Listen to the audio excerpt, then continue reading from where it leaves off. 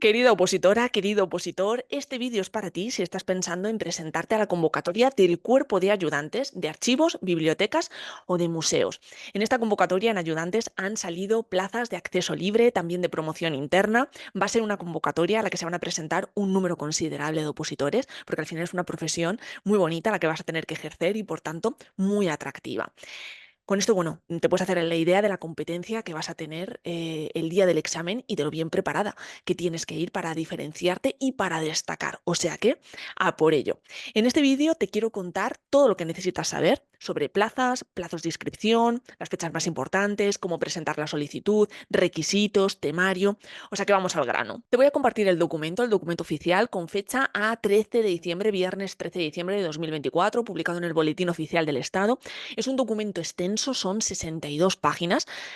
Vamos a ir al grano porque, bueno, si desgranásemos todo el documento con todos los puntos y con todas las casuísticas que se pueden plantear, este vídeo sería eterno. Entonces yo te voy a ir guiando, te voy a ir diciendo lo más importante, pero también te voy a ir diciendo, oye, si tu caso particular es este, revísate este apartado o revísate este otro apartado porque es importante. Vamos entonces a avanzar por el documento y nos vamos a ir al primero de los apartados interesantes, que es el de las bases específicas. Este es un apartado en el que simplemente se da información sobre la descripción de plazas. Hay 148 plazas correspondientes al ejercicio de 2024, 165 correspondientes al ejercicio de 2023 y 110 del ejercicio de 2022. En total, tenemos 423 plazas. ¿Cómo están distribuidas esas plazas? Bueno, pues aquí se te dice, en la oferta de empleo público 2024, en la sección de archivos hay 22 plazas, de las cuales 2 plazas se van a reservar para quienes tengan la condición legal de personas con discapacidad de grado igual o superior al 33%. En la sección de bibliotecas, 33 plazas, ¿vale? Y así con 2023 y con 2022. El año pasado hicieron una tabla monísima que aclaraba muy bien este número de plazas, de dónde salían, el total de cada especialidad. Este año, bueno, pues han preferido hacer esta redacción en vez de incluir esa tabla, pero aquí tienes toda la información que necesitas para saber cuántas plazas han salido de tu especialidad. Aquí ya ves que hay un total de 423 plazas y de ahí, pues en archivos, por ejemplo, tenemos 22 plazas. Si vamos por turno libre, ¿vale? Tienes que tener en cuenta turno libre y promoción interna. Entonces, si vamos por turno libre, hay 22 plazas de 2024. De 2023 en archivos, 32. Y ¿dónde tenemos 2022? Turno libre, 28 plazas. Es el total de plazas que hay para la especialidad de archivos. Es un número considerable, ¿eh? Es una muy buena oportunidad. O sea que hay que ir a por una de estas plazas en cualquiera de las especialidades. Voy a hacer mención también a este punto, al punto 2 de cambio de régimen jurídico, porque se menciona varias veces a lo largo del documento y te puede plantear dudas.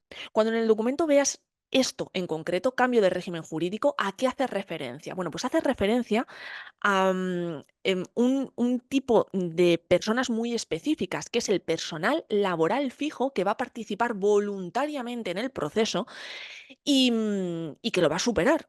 Y si esa persona, que es personal laboral fijo, participa voluntariamente y supera el proceso, va a ser nombrado personal funcionario de carrera. De ahí el nombre cambio de régimen jurídico, porque si ese hecho se da, esa persona va a dejar de ser personal laboral fijo y se va a convertir, aquí se menciona, va a dejar de ser personal laboral fijo y se va a convertir en funcionario de carrera. Es decir, va a haber un cambio de régimen jurídico. Probablemente tú que estás viendo este vídeo estés en una situación en la que no estés ni en cambio de régimen jurídico, ni siquiera en promoción interna, estés en acceso libre. La mayoría de los opositores que os vais a enfrentar a este proceso lo hacéis por esa vía, por la vía del acceso libre, pero aún así, como te he dicho anteriormente, cuando vayamos viendo este tipo de situaciones tan concretas, yo te lo voy a indicar, pero no me voy a detener. Simplemente tú sabes que si es tu caso particular, tienes que revisar el punto 2, pero nosotros seguimos avanzando hasta el punto 4, desarrollo del proceso selectivo. Aquí hay datos muy importantes y en este punto incluso me gustaría recomendarte que este documento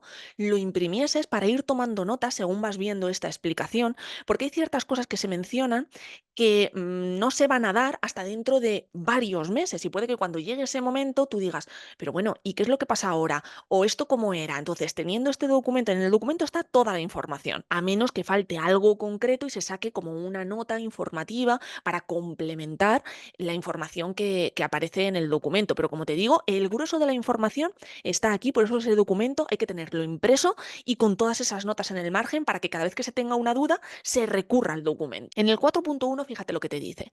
El primer ejercicio de la fase de oposición se va a celebrar en un plazo de 3 meses contados a partir de la publicación de esta convocatoria en el Boletín Oficial del Estado. Es decir, ese primer ejercicio, que después vamos a ver cuál va a ser, se va a publicar en 3 meses contando desde el día 13 de diciembre de 2024. Respecto a esta información, ya ha salido una nota informativa que de hecho te la voy a compartir ahora mismo. Y es que mira, si nos vamos a la página oficial, ¿vale? A esta página oficial del Ministerio de Cultura, aquí nos encontramos con todos los procesos selectivos para el ingreso del cuerpo de ayudantes, archivos, bibliotecas y museos. Este enlace te lo voy a dejar en el mail o en la descripción del vídeo. Y a lo que tú ahora mismo te tienes que ir es aquí a la convocatoria de 2023-2024. Fíjate que cuando estoy grabando el vídeo se abre el proceso de presentación de solicitudes el día 16 de diciembre. Todavía no está abierto, si no, pondría aquí la nota de abierto. Si hacemos clic, aquí nos vamos a encontrar toda la información relativa al proceso. Aquí va a haber muchísimos documentos. De hecho, mira, vámonos a la convocatoria anterior, que ya está cerrada. Ese proceso ha finalizado, pero para que te des cuenta de la cantidad de información que se va a ir subiendo a esta página en concreto. Esta página te la deberías de guardar, de poner en favoritos y de revisarla de una manera periódica, porque fíjate la cantidad de información que se va a ir subiendo.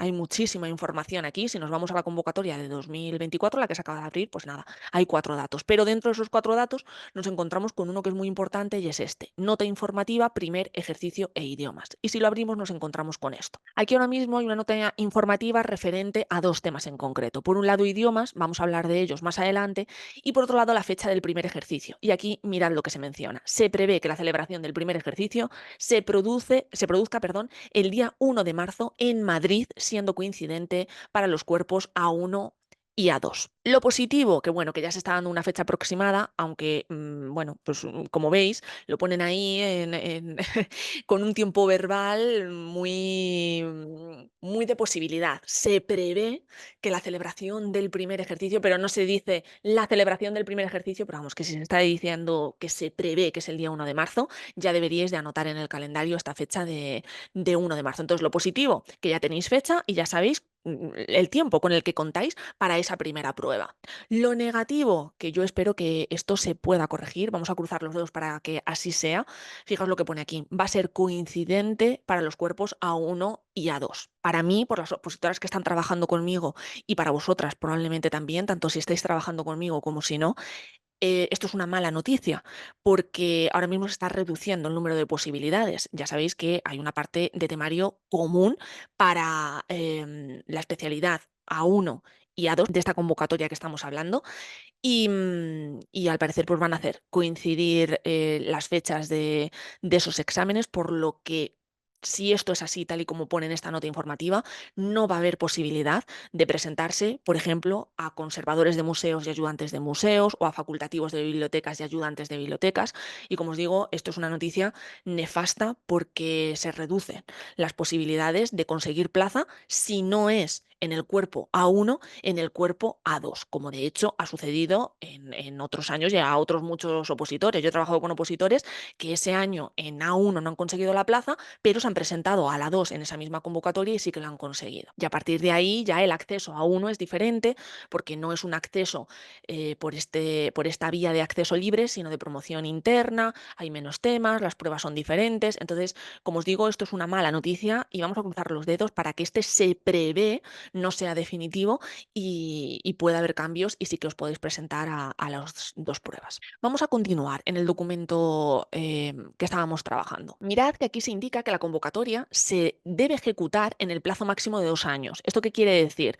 Que desde el momento en que se publica esta convocatoria hasta que se nombran esos funcionarios de manera oficial, tienen que pasar como mucho 2 años, con todo lo que el proceso exige. Y además se menciona que la duración máxima de la fase de oposición, es decir, de todas las pruebas que vamos a ver más adelante que están dentro de la fase oposición, no de la fase concurso, se tienen que dar en un máximo de 12 meses. Entonces, si la primera de las pruebas sabemos o bueno, se nos deja caer que va a ser el 1 de marzo, pues se tiene de plazo hasta el siguiente 1 de marzo para realizar el resto de las pruebas. Estos datos, como os digo, son importantes porque luego empiezan las cuestiones referentes a ¿y cuándo va a ser el otro examen? ¿Y cuándo? Bueno, pues aquí tenéis muchos datos que os pueden ayudar a ubicaros en cómo va a ser todo este proceso a partir de este momento. Y aquí hay otro dato interesante y es que esto siempre causa muchas dudas, el tema de, pero bueno, agosto es un mes hábil, es un mes inhábil, pues en la propia convocatoria ya se os dice que para este caso particular, agosto se va a declarar inhábil. Entonces, esto es algo que también se tiene que tener en cuenta. El 4.2 también tiene información interesante. Yo os recomiendo mucho que este documento lo imprimáis, lo tengáis cerquita y vayáis tomando notas de todas esas cosas que se van hablando aquí ahora mismo. Porque aquí se da un dato interesante y es que dice que expirado el plazo de presentación de solicitudes, del plazo de presentación de solicitudes se habla más adelante, se habla en el punto 7. Pero bueno, aquí el documento ya se adelanta. Es un documento en ciertos puntos realmente confuso porque trata un tema, pero luego ese tema se vuelve a tratar en otro punto. Entonces hay como muchas idas y venidas en el documento.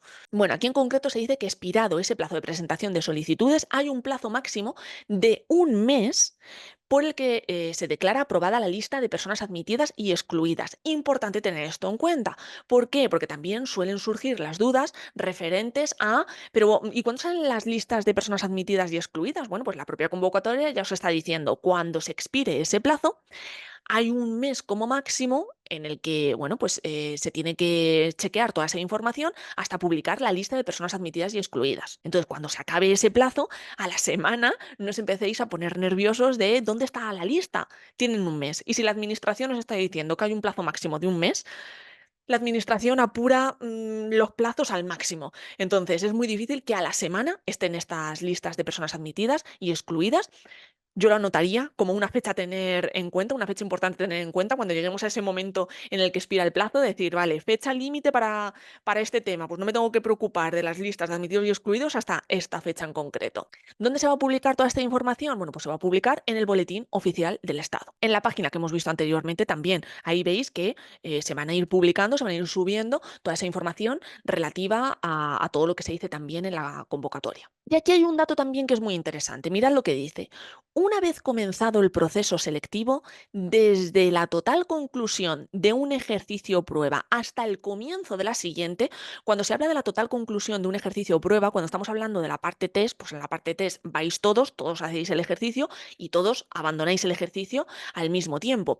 Pero hay otras pruebas en las que no es así, sino que tenéis que ir personalmente y desde que la primera persona hace el ejercicio hasta que lo hace la última pueden pasar días. Entonces, aquí se dice, una vez comenzado el proceso selectivo, desde la total conclusión de un ejercicio, desde que se acaba por completo ese ejercicio o prueba hasta el comienzo de la siguiente, el plazo máximo a transcurrir será de 45 días naturales. Fijaos este punto lo importante que es. Y lo es precisamente porque aquí se os está dando una clave de cómo tiene que ser vuestro estudio. No podéis esperar a que termine una prueba y decir, bueno, yo me preparo la primera y si paso la primera, ya me empiezo a preparar la segunda. Tienes 45 días para preparar la siguiente prueba. 45 días como máximo para preparar la siguiente prueba. ¿Crees que te va a dar tiempo a hacerlo realmente? O sea, el estudio de cada una de las pruebas se tiene que hacer de la manera más paralela posible para no encontrarnos con un problema según vaya avanzando el proceso. ¿Cuántas opositoras yo me he encontrado que venían de academias en las que las estaban diciendo, no, nos vamos a centrar en estos puntos y luego ya trabajaremos esto? Pero ¿cómo que luego ya trabajaremos eso? Eso lo comprendemos cuando estamos hablando de los primeros pasos que se dan en una oposición. Pero cuando tú ya conoces todo ese temario, hay que seguir avanzando y hay que seguir dando pasos, porque si no te puedes encontrar con un problemón muy grande de haber aprobado pruebas y de repente decir que me queda nada, que estoy rozando la plaza y no estoy preparada para las últimas pruebas. Y eso te puedo asegurar que da una rabia tremenda. Entonces, bueno, la convocatoria ya lo está advirtiendo. Y en el 4.3 se nos dice que anunciada la fecha del primer ejercicio, el tribunal va a publicar en la página web del Ministerio de Cultura, en la página que hemos visto, un cronograma orientativo sobre el desarrollo del proceso selectivo, estableciendo fechas para la celebración de las distintas pruebas. Esto de momento no lo tenemos, ya lo hemos revisado. Se ha publicado esa nota informativa, pero como no es oficial al 100% que va a ser el 1 de marzo, sino que se dice que se prevé que es para el 1 de marzo, pues todavía el tribunal no ha puesto ninguna fecha orientativa para ninguna de las siguientes pruebas. Y aquí se nos reafirma un poco esa mala noticia de la que hablábamos antes, de que este proceso selectivo podrá ser coincidente en el tiempo con otros procesos selectivos que, bueno, lo que os comentaba antes, vamos a cruzar los dedos. En el 4.5 también se habla de algo que esa nota informativa pues no tiene muy en cuenta, y es que el tribunal podrá adoptar las medidas. Como veis, aquí no se pillan los dedos, en el texto de la convocatoria no se pillan los dedos para nada. Se dice podrá o todo dejándolo caer, pero no marcándolo como que va a ser así realmente. Como os digo, en el 4.5 se dice el tribunal podrá adoptar las medidas, instrucciones o resoluciones necesarias para descentralizar al máximo posible la realización de las pruebas selectivas. En varias convocatorias, no de esta especialidad, sino de otras especialidades, a lo largo de este año se ha hecho, y los ejercicios no han sido únicamente en Madrid, que suele ser la ciudad por excelencia en la que se celebran estos ejercicios, sino que se ha descentralizado y ha habido pruebas en Valencia, en Barcelona, en Sevilla. Pruebas me estoy refiriendo de convocatorias como estas, que son convocatorias a nivel nacional. De momento esa nota informativa contradice un poquito este podrá adoptar medidas, porque se dice que el primer ejercicio va a ser el día 1 de marzo y se dice que va a ser en Madrid, no se menciona ninguna otra ciudad. No sabemos si más adelante cambiarán esa fecha, no la cambiarán, en vez de Madrid abrirán otras sedes. Lo ideal sería que abriesen otras sedes y que si tú me estás viendo desde otra provincia, desde otra comunidad autónoma, no tuvieses que desplazarte tantísimos kilómetros para llegar a la capital. Pero, como ves, podrá ser o no podrá ser. Continuamos con el punto 4.6. Este punto también es importante y es otro de los que deberías marcar y deberías anotar, porque luego también surgen muchas dudas referentes a esto en concreto, porque la primera prueba es un tipo test. Entonces, en un tipo test, pues todas las personas vais al examen, todas las personas lo hacéis a la vez. No hacen primero el tipo test las personas que se apellidan García y después las que se apellidan Martínez, ni muchísimo menos. Todas van a la vez, pero hay ciertas pruebas que no se hacen a la vez, que se hacen de una manera individual. Entonces, en esas pruebas, ¿qué es lo que va a suceder? Pues que van a empezar a hacer esas pruebas las personas cuyo apellido comience por la letra V. O sea, la V va a ser la que va a marcar ese desarrollo de las pruebas. Seguimos avanzando por el documento, seguimos avanzando y nos encontramos con el apartado 6, que son los requisitos específicos. ¿Qué titulaciones hay que tener para poder acceder a esta convocatoria, para poder acceder al examen, para poder acceder a esa plaza? Bueno, pues estar en posesión del título de diplomado universitario, ingeniero técnico, arquitecto técnico o graduado, o tener cumplidas las condiciones para obtenerlo. Y muy importante esto, en la fecha de finalización del plazo de presentación de solicitudes, que lo vamos a ver ya en el siguiente punto, porque eso se menciona en el punto 7.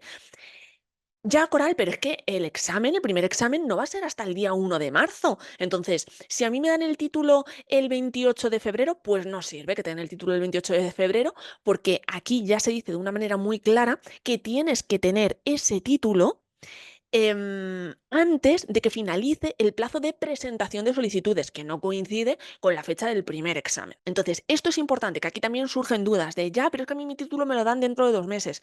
Pues mala suerte, no vas a poder presentarte a esta convocatoria, tendrás que presentarte a la siguiente convocatoria. Y también se menciona que si tú eres un aspirante con una titulación obtenida en el extranjero, debes estar en posesión de la correspondiente credencial de homologación, o en su caso, el correspondiente certificado de equivalencia. Es decir, simplemente con presentar el título de ese país no es suficiente, o sea, no es válido, tienes que tener esa homologación. Y luego aquí ya entramos en requisitos específicos para las personas que van por promoción interna. Dentro de esas personas que van por promoción interna nos podemos encontrar con personal funcionario, nos podemos encontrar con personal laboral y, como te decía antes, bueno, pues estos son casuísticas muy concretas. Si es tu caso concreto, pues ya sabes que tienes toda esta información en el punto 6.3. Nosotros avanzamos por el documento y llegamos ya a solicitudes, al apartado de solicitudes. ¿Cuándo presentar la solicitud? Hemos visto antes en la página que a día de hoy, cuando estoy grabando este vídeo, ese plazo aún no está abierto, pero es que yo me he adelantado mucho a grabar este vídeo para que tengáis toda la información cuanto antes. Pero esto, dentro de 2 días, ya se va a abrir ese plazo de solicitudes, y pone aquí: la presentación de la solicitud se realizará en el plazo de 20 días hábiles contados a partir del día siguiente al de la fecha de publicación de esta convocatoria en el Boletín Oficial del Estado. Esto se ha publicado un viernes, yo esto lo estoy grabando el sábado, entonces por eso...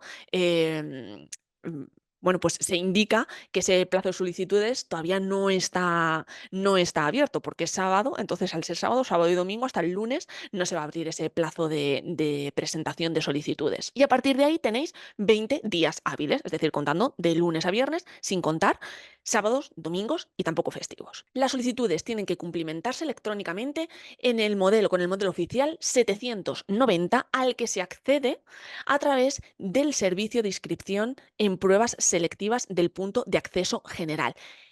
Aquí podéis hacer clic y si hacéis clic os va a llevar a esa página. De todas formas, yo tengo un vídeo explicativo, no de esta convocatoria, de otra convocatoria, pero todas las convocatorias que son a nivel nacional se cumplimentan de la misma manera. Os lo voy a dejar también por aquí abajo para que podáis ver cómo completar y enviar esa solicitud.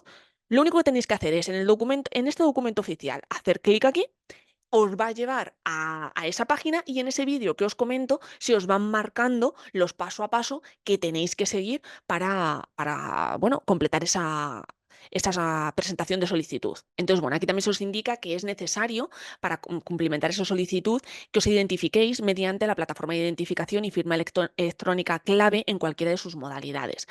Esta presentación por esta vía electrónica os va a permitir la inscripción en línea del modelo oficial, la incorporación de todos los documentos que se os pidan en la solicitud, el pago de las tasas, el registro electrónico de la solicitud, la modificación o subsanación de los datos de la inscripción realizada durante el plazo, la subsanación en su caso de la solicitud durante el plazo de subsanación, es decir, todo lo vais a poder hacer a través de esa plataforma.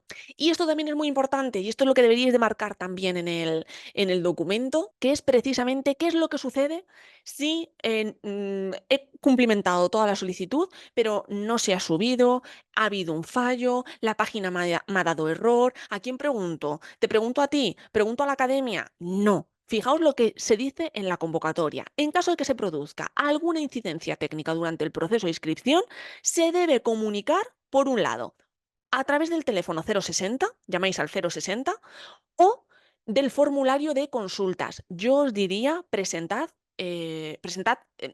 como esa reclamación o esa incidencia por escrito, ¿vale? Porque si lo hacéis vía llamada telefónica, luego puede haber un problema de, oiga, pues usted no dijo nada, o este problema no tenemos constancia de que se registró. En cambio, si lo hacéis mediante un formulario, todo eso queda por escrito. Entonces, si tenéis algún problema, formulario que tenéis aquí también el link, es decir, hacéis clic y se os lleva a ese formulario. Aquí se os habla de las tasas, 23,33 euros en el turno de acceso libre general y 11,67 en el turno de acceso por promoción interna y además estáis exentos de pago si tenéis un grado de discapacidad igual o superior al 33%, si sois demandantes de empleo, si carecéis de rentas superiores en el cómputo mensual al salario mínimo interprofesional, si tenéis familia numerosa, si sois víctimas de terrorismo.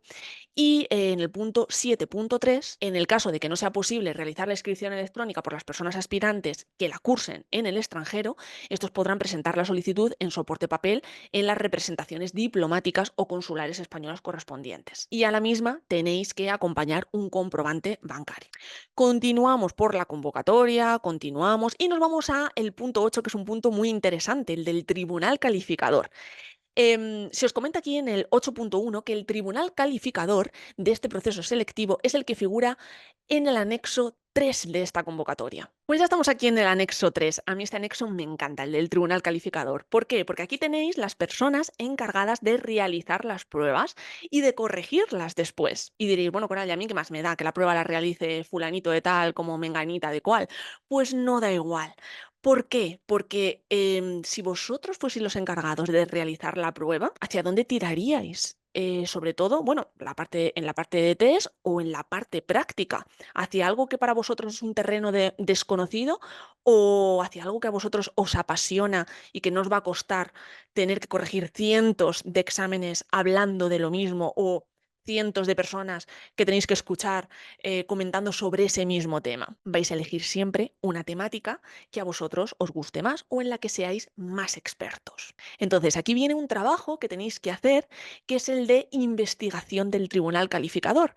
Pero es que el ministerio ya os facilita mucho la tarea. ¿Por qué? Porque en la página que hemos visitado anteriormente, en esta página, bueno, ahora mismo aquí, si nos vamos a la de 2024, todavía no está esta información. Voy a extender la pantalla compartida para que lo veáis. Esta información no está, pero si nos vamos a la convocatoria del año pasado, tenemos un apartado en esta convocatoria en la que se nos indica, dentro del apartado convocatoria se nos indica currículum de los miembros del tribunal, tanto en la sección de archivos como de bibliotecas como de museos. Vámonos a museos, por ejemplo. Tenemos aquí la presidenta, que es doña Cecilia Casas de Santes. Y vosotros podéis pensar, bueno, pues esta señora, pues vale, pues me parece estupendo esta señora. Fijaos que esta señora es la conservadora del Museo Cerralbo.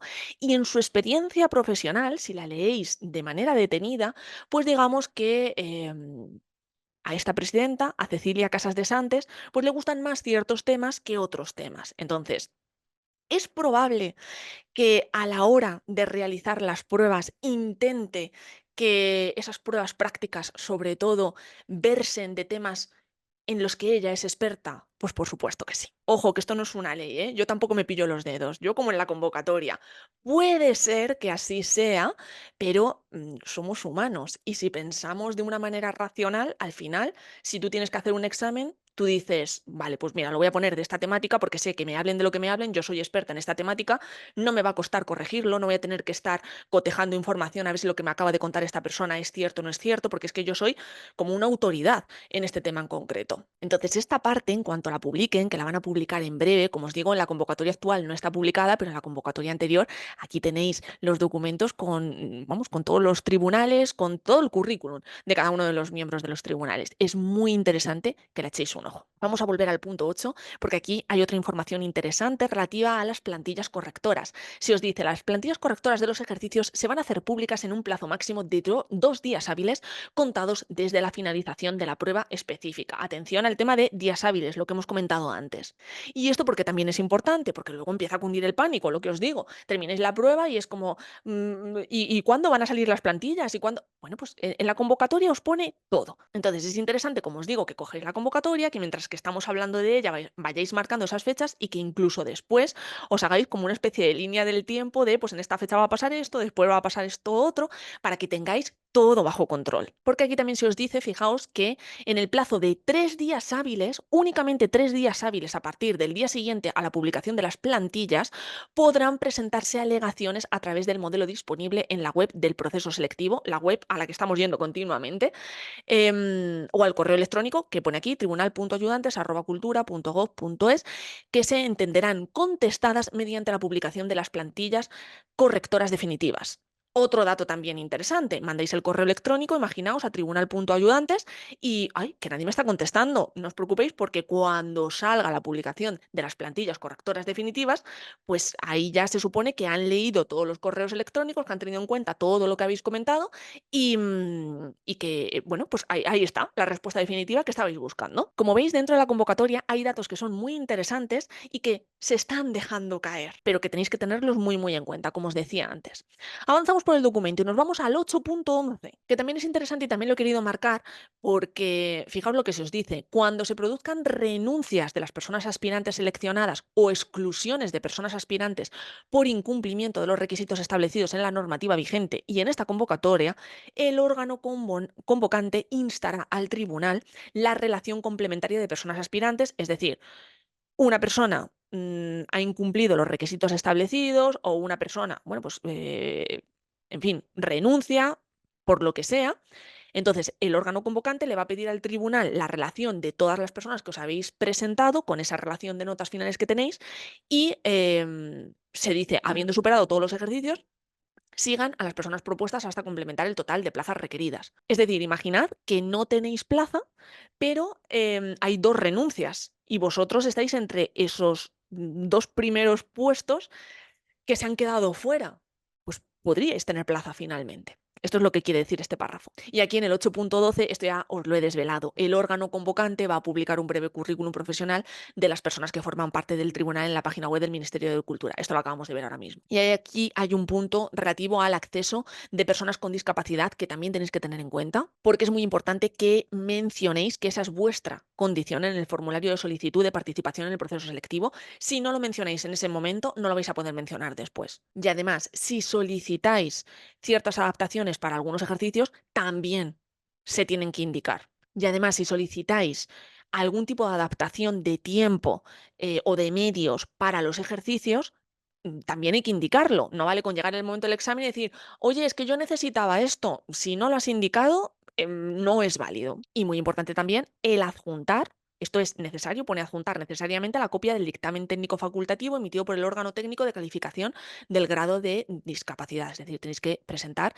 ese documento. Las adaptaciones de tiempos son las que marca la ley y se permite, y esto es algo que también hay que indicar, se permite el uso de prótesis. Y el 9.5 también es interesante porque fijaos que os comenta que las personas que participan en el turno de reserva de discapacidad y que superen el primer ejercicio con una nota superior al 50% a la calificación máximo, se les va a conservar la puntuación de este ejercicio en la convocatoria inmediatamente siguiente. Es decir, si sacan una para 2025, esa nota se va a guardar para 2025. O sea que este punto es muy interesante y hay que tenerlo en cuenta. Otro punto que hay que tener en cuenta es si alguna de vosotras está embarazada, de riesgo o estáis próximas en fechas de ciertas pruebas para dar a luz, pues esto, bueno, pues también hay que tener en cuenta lo que se dice en el punto 10. Y en el punto 11 se recalca algo que ya se ha mencionado antes, es decir, las relaciones con la ciudadanía. Y pone aquí, a efectos de comunicaciones y demás incidencias, el tribunal calificador tiene su sede aquí. Es decir, si os necesitéis personar, esta es la sede. Si necesitéis escribir, este es el correo electrónico. Toda la información relacionada con los diferentes aspectos del desarrollo de la convocatoria va a estar en este link.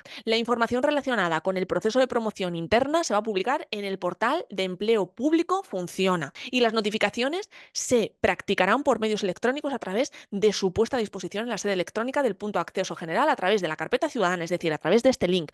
Aquí tenéis todas esas vías de comunicación que podéis utilizar.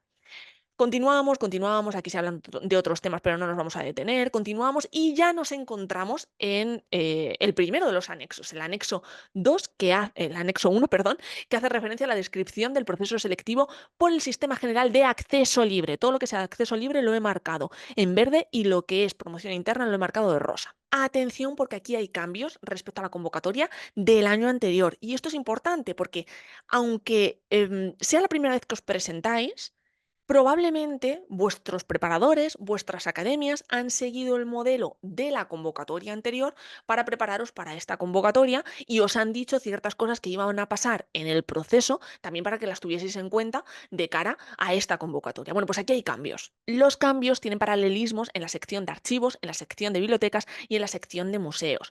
Para que este vídeo no quede eterno, me voy a centrar simplemente en la sección de archivos, pero la estructura de los ejercicios de los que se hablan y de las pruebas de las que se hablan es igual en la sección de archivos, en la sección de bibliotecas y en la sección de museos. Los mayores cambios realmente es que han como desordenado las pruebas. Lo vamos a ver ahora, pero también es importante tenerlo en cuenta porque es algo que afecta al desarrollo de la convocatoria. El primer ejercicio es exactamente igual. Un test de 100 preguntas, 30 preguntas van a versar del bloque de legislación, 35 del bloque de historia de las instituciones político-administrativas, en el caso de archivos, y 35 del bloque de archivística, porque estamos analizando, vuelvo a repetir, archivos, pero para museos y para bibliotecas es exactamente igual que lo que había el año pasado. 100 minutos, 10 preguntas adicionales de reserva, 4 respuestas alternativas, cada contestación errónea se penaliza descontando un tercio del valor de una respuesta correcta y las respuestas en blanco no penalizan. Y esto se mencionaba antes, ya lo hemos hablado antes, la plantilla correctora de este ejercicio se hará pública en la página web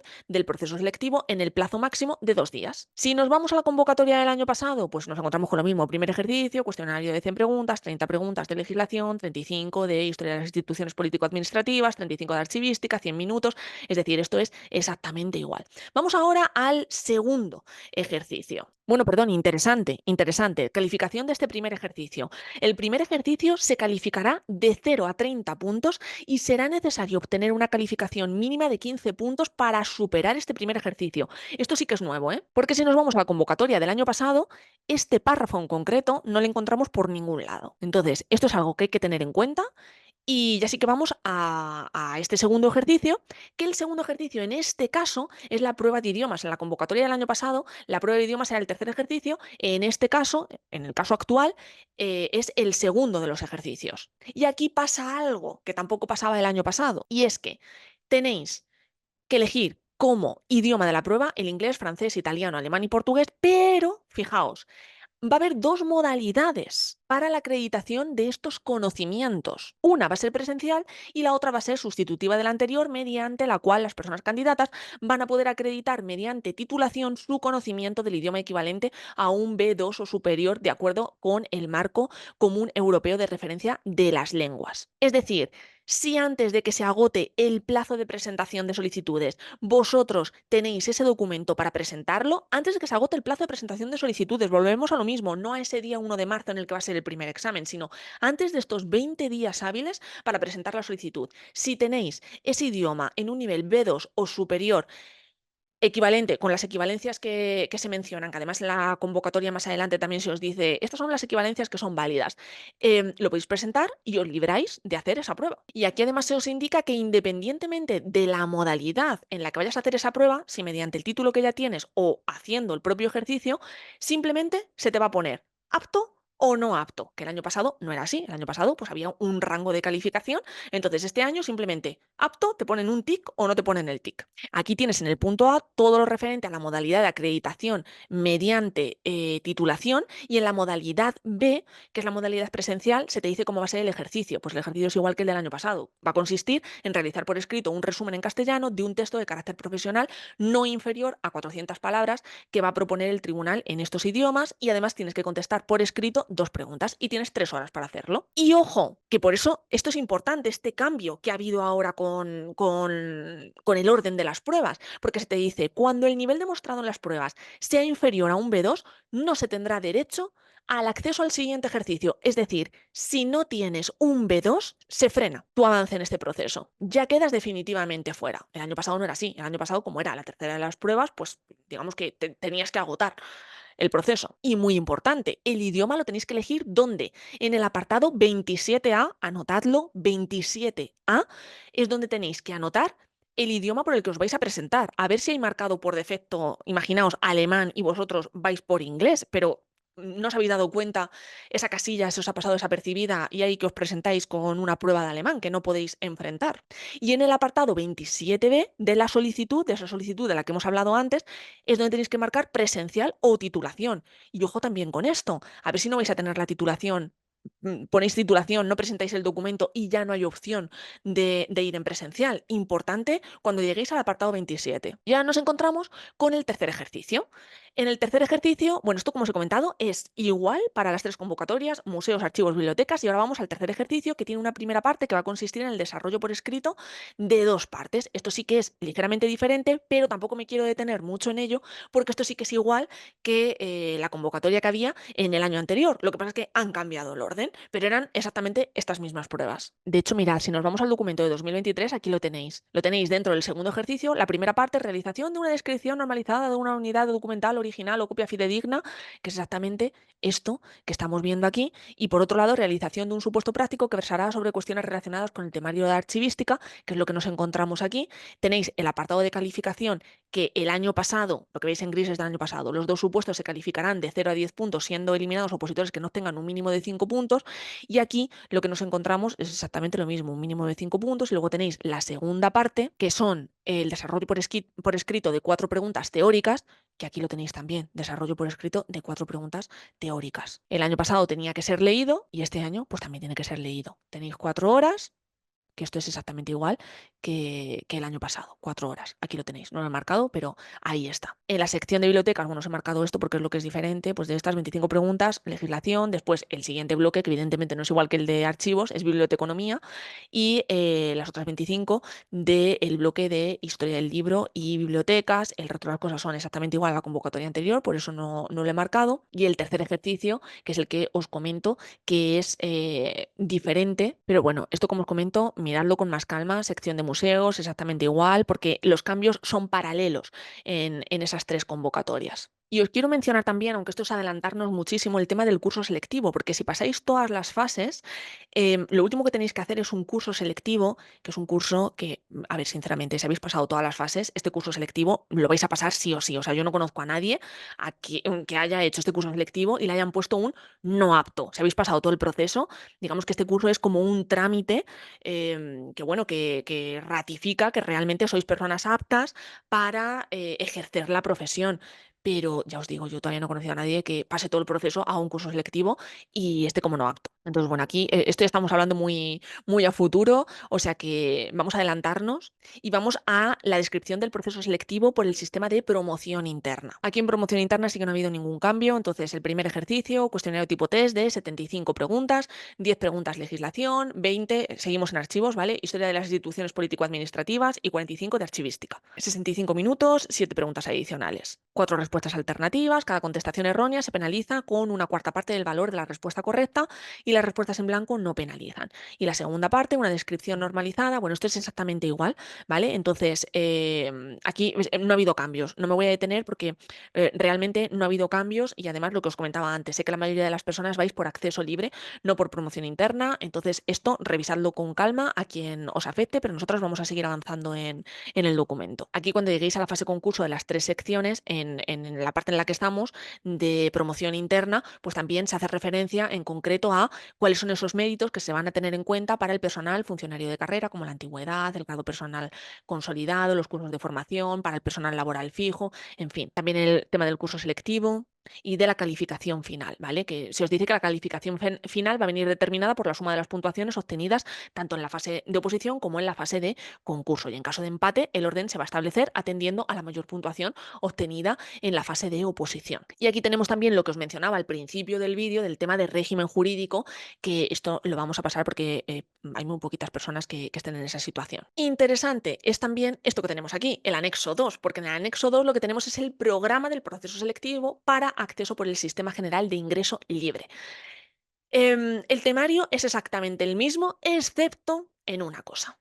Y esa excepción está aquí, en esta parte de aquí, en las políticas de igualdad y no discriminación normativa vigentes, los derechos de las personas con discapacidad, protección a los colectivos más desfavorecidos, la dependencia, las políticas de igualdad de género, la lucha contra la violencia de género, derechos de personas LGTBI e igualdad de las personas trans.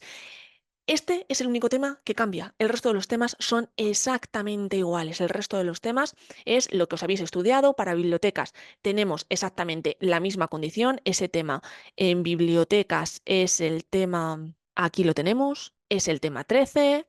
Y si nos vamos a museos, este tema es el tema 11, ¿vale? Es el único cambio que hay en el temario. El resto del temario es exactamente igual a la convocatoria del pasado año. Aquí tenéis todos esos temarios, todo lo que hacía referencia en la convocatoria, pues preguntas de la parte de patrimonio artístico, pues se refiere a esta parte. Preguntas de la parte de museología, se refiere a esta parte de aquí. Y si avanzamos en promoción interna sí que no hay ningún cambio. Aquí se han mantenido los nombres de absolutamente todos los temas, o sea que en promoción interna se mantiene el temario al 100%. Avanzamos. Aquí tenemos el tribunal calificador, lo que hemos comentado antes, y aquí en el anexo 4 se hace referencia al tema de la acreditación mediante titulación de conocimiento de idioma. En caso de que podáis acreditar ese título para libraros de esa prueba, pues aquí se os dice qué es lo que se os va a admitir como válido. Pues el tema de la Escuela Oficial de Idiomas, los certificados de Cambridge, en fin, el APTIS, todo esto es lo que se os va a admitir como válido. Si tenéis cualquier otra titulación que no esté aquí, pues no se os va a admitir como válida. Y ya sí que lo último que os quiero comentar es lo que viene en el anexo octavo, que también es un anexo para tenerlo muy cerquita cuando se haga esa presentación de la solicitud, porque se os dice, las solicitudes se cumplimentarán de acuerdo con las siguientes instrucciones. Y aquí se os va diciendo lo que tenéis que marcar en cada uno de los recuadros. En el recuadro centro gestor se consignará ta. Tenéis que poner eso exactamente, no ninguna otra opción. En el recuadro 15, en cuerpo y escala, tenéis que poner ta. En el 16, ta. ¿Vale? Entonces, es importante que lo tengáis en cuenta y no ir en automático, no ir en piloto automático, sino iros centrando incluso lo que os decía, esto imprimidlo, tenerlo cerca y según vayáis marcando los recuadros de la manera correcta, con un subrayador lo vais marcando. 16, ¿lo he marcado bien? Vale, lo subrayo. 17, ¿lo he marcado bien? Vale, lo subrayo. Porque es que es muy sencillo confundirse en alguno de estos ítems y luego esto va a tener consecuencias. Bueno, pues puede haber consecuencias respecto incluso a que podáis o no podáis terminar el proceso.